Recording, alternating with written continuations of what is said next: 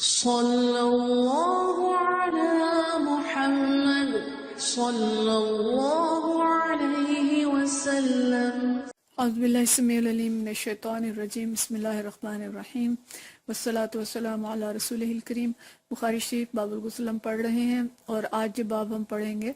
یہ باب ہے کہ کتنے پانی سے غسل جو ہے وہ نبی کریم صلی اللہ علیہ وسلم کیا کرتے تھے، اور اس کی مختلف جو حدیث ہیں اس کے بارے میں کچھ کم کچھ زیادہ جو تفصیلات آئیں گی ان کو ہم دیکھیں گے انشاءاللہ۔ تو یہ پہلی جو حدیث ہے یہ ہے 100 یا اس کے قریب قریب پانی سے غسل کرنے کا بیان۔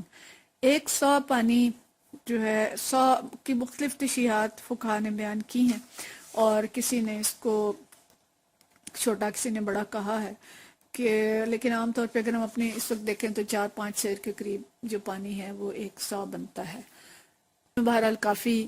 اختلاف ہے کہ یہ کتنا پانی بنتا ہے، بس ذہن میں یہ رکھیں کہ کم سے کم پانی جس سے غسل کیا جا سکتا ہے۔ تو یہ حدیث جو ہے ابو بکر بن حفص رضی اللہ تعالیٰ عنہ قال سمعت ابا سلمہ، ابو سلمہ یہ بیان کرتے ہیں، یقول وہ فرماتے ہیں دخلت انا و اخو عائشہ، میں اور حضرت عائشہ کے بھائی داخل ہوئے، یعنی گئے ان کے پاس، علی عائشہ کہ عائشہ رضی اللہ تعالیٰ عنہ کے گھر گئے۔ ابو سلمہ جو ہے یہ حضرت عبد الرحمن بن عوف کے بیٹے تھے،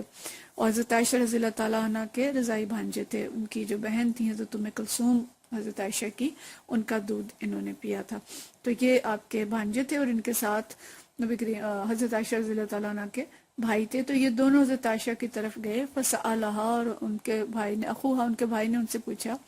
عن غسل النبی صلی اللہ علیہ وسلم، کہ نبی کریم صلی اللہ علیہ وسلم کیسے غسل کرتے تھے، یعنی انہوں نے غسل کے بارے میں پوچھا، مراد ان کی یہ تھی کہ کتنے پانی سے یا کس طریقے سے غسل کرتے تھے۔ تو حضرت عائشہ رضی اللہ تعالیٰ عنہ نے کیا کیا، فدعت بإناء نحو من صاع، انہوں نے ایک برتن منگایا جو تقریباً پانی منگوایا کیسا برتن میں جو 1 صاع کے برابر جس کے اندر پانی آتا تھا، فاغتسلت وافادت علی رأسہ وبیننا وبینہا حجاب۔ اب انہوں نے کیا کیا کہ اپنے درمیان پردہ لٹکایا ان کا اپنے درمیان، اور پردہ ایسا تھا کہ ان کا سر اور بازو انہیں نظر آ رہے تھے،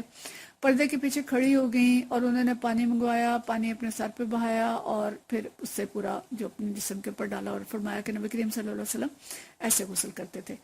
تو اب اس حدیث پہ بہت سی لوگوں نے شکوک و شبہات اور عجیب و غریب سی باتیں کی ہیں، جی یہ کیا بات ہوئی کہ مردوں کے سامنے کھڑے ہو کے انہوں نے غسل کیا، اور بھائی اور بھانجا تھا تو مردوں کے سامنے بہرحال انہوں نے کس طرح سے کیا ہوگا، اگر پردہ موٹا تھا تو فائدہ کوئی نہیں، پتلا تھا تو نظر آ رہا ہوگا۔ لیکن یہ اس طرح کی جو لفظ چیزیں ہیں ایسی کوئی بات نہیں ہے، کہ اس لیے کہ دونوں اجنبی نہیں تھے، دونوں ان کے محرم تھے، اور پردہ موٹا تھا، لیکن اس میں سے صرف ان کا سر جو ہے وہ اور بازو جو ہے ان کو نظر آ رہے تھے، اور انہوں نے صرف ان کو طریقہ ہی سمجھانا تھا، تو کپڑوں سمیت ہی انہوں نے ظاہر کیا ہوگا اسی طریقے سے ہی، بس ان کو سمجھانے کے لیے، اور گرمیوں کا موسم ہوگا تو انہوں نے پانی بس جو مسنون طریقہ تھا کہ پانی لیا، اور جس طرح سے نبی کریم صلی اللہ علیہ وسلم غسل کرتے تھے اس طرح سے غسل کر کے تو اوپر سے پانی ڈال کے انہیں دکھا دیا۔ اب یہ جو طریقہ ہے کہ ایک چیز ہے کہ آپ بس بیان کر دیں درس کی صورت میں، اور دوسری ہے کہ اس کو ڈیمونسٹریٹ کریں اور کر کے دکھائیں، تو وہ ہمیشہ یاد رہتا ہے، کبھی بھولتا نہیں ہے۔ پیچھے ہم وضو کے طریقے پڑھ چکے ہیں کئی صحابہ سے، جب دوسرے صحابہ نے پوچھا کہ نبی کریم صلی اللہ علیہ وسلم وضو کیسے کرتے تھے، تو ہم نے پڑھا کہ انہوں نے برتن منگایا، اور برتن لکڑی کا تھا، اور کہیں ہم نے پڑھا برتن پتھر کا تھا، اور کہیں 1 صاع پانی تھا، اور کہیں اس سے کم تھا، اور کہیں زیادہ تھا۔ یہ ساری تفصیلات ہم باب الوضو میں پڑھ چکے ہیں کہ صحابہ نے، مختلف صحابہ نے پانی منگایا اور پھر اسی طریقے سے وضو کیا، اور کر کے دکھایا کہ یہ طریقہ تھا نبی کریم صلی اللہ علیہ وسلم کا وضو کرنے کا۔ تو اسی طرح سے عائشہ رضی اللہ تعالیٰ عنہ نے بھی پانی منگایا، پردے کے پیچھے کھڑی ہو گئیں، اور بس طریقہ جو تھا سر اور بازو کے ذریعے انہوں نے اس کو دکھایا، اور مقصد یہ تھا کہ جو غسل جنابت ہے اس کے لیے ضروری نہیں ہے کہ اس کو مل مل کے جیسے میل اتارنے والا طریقہ ہے، بلکہ پاکی حاصل کرنی ہے، اور اس پاکی کے لیے پانی بہا دینا کافی ہے کہ پانی بہا لیں تو جو وضو ہے، جو غسل ہے وہ ہو جائے گا۔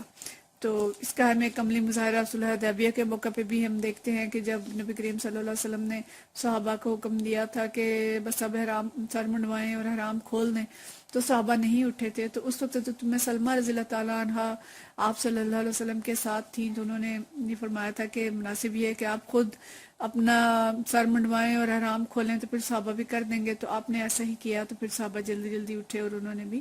اپنے سروں کو منڈوایا۔ تو مطلب یہ ہے کہ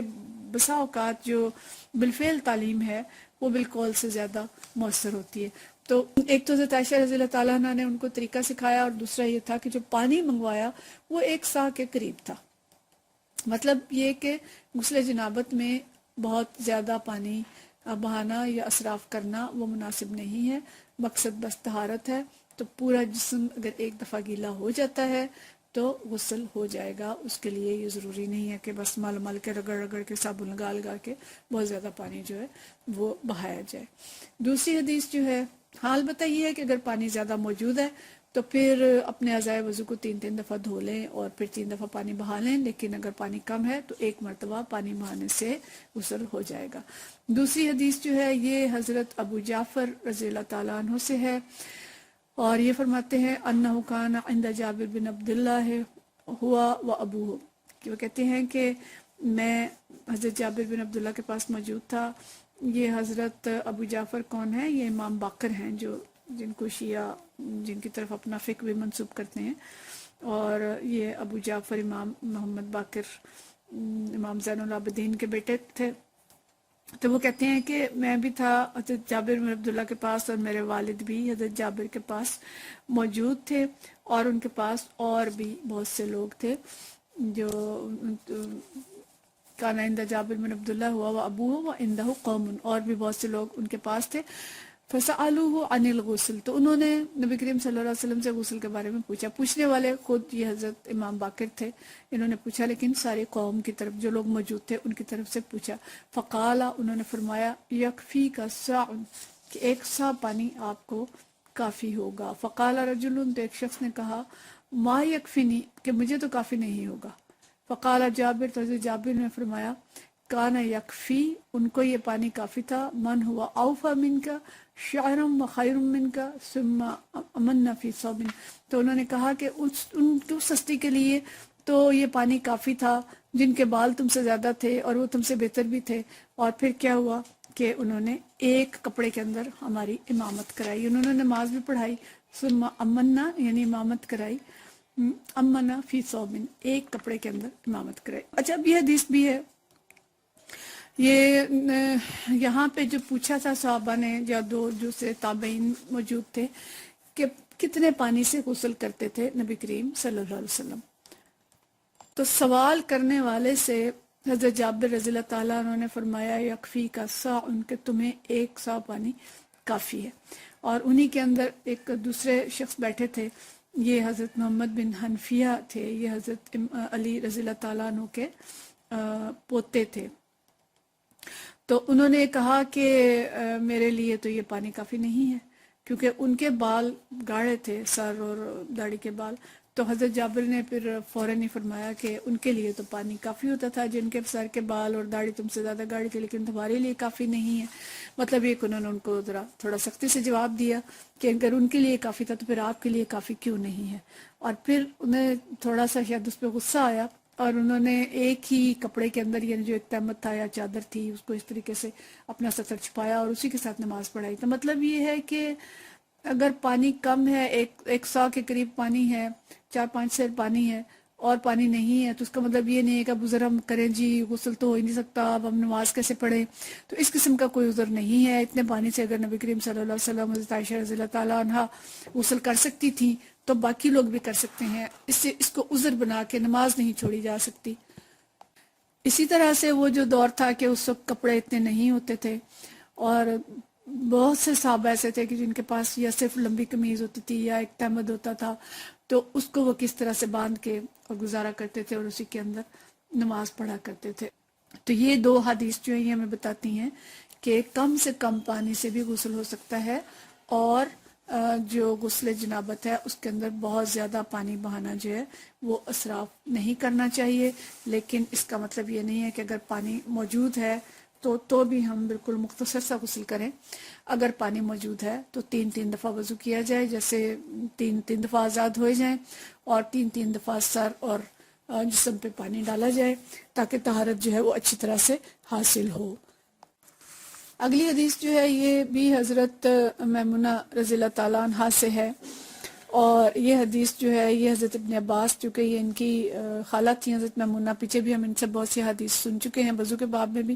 تو اس میں بھی حضرت ابن عباس رضی اللہ تعالیٰ عنہ فرماتے ہیں کہ ان النبی صلی اللہ علیہ وسلم و میمونہ کانا یغتسلان من اناء واحد، کہ نبی کریم صلی اللہ علیہ وسلم اور حضرت میمونہ ایک ہی برتن سے غسل کر لیا کرتے تھے،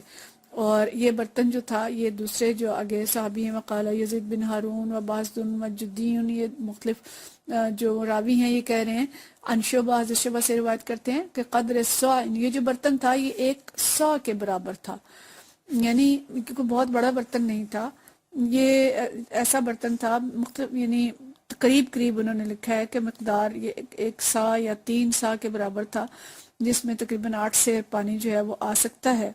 تو اس برتن سے دونوں غسل کر لیا کرتے تھے، یعنی ایک کر کے اور پھر دوسرا بھی اسے غسل کر لیتا تھا، اور مطلب یہ ہے کہ کم سے کم پانی سے غسل جو ہے وہ کیا جا سکتا ہے، اور پانی اگر 3 سا ہے تو آرام سے دونوں اس سے غسل کر سکتے ہیں۔ اب ان جو احادیث ہیں ان سے ہمیں جو چیز سمجھ آئی ہے کہ غسل جنابت ضروری ہے، اور پانی جتنا میسر ہے اس پانی سے اچھے طریقے سے غسل کر لیا جائے۔ اب دیکھیں کہ یہاں یہ چیز جو ہمیں سمجھنی چاہیے کہ غسل جنابت کا مقصد صرف یہ نہیں ہوتا کہ بدن سے جو گندگی ہے وہ اتاری جائے، وہ تو جب استنجا کر لیا تو 1 لوٹا پانی سے، تھوڑے سے پانی سے بھی وہ ہو سکتا ہے۔ اصل میں یہ جو چیز ہے غسل جنابت جو فرض کیا گیا ہے یہ طہارت مقصد ہے، اور طہارت کے ساتھ اس کے بہت سارے ضمنی مقاصد ہیں،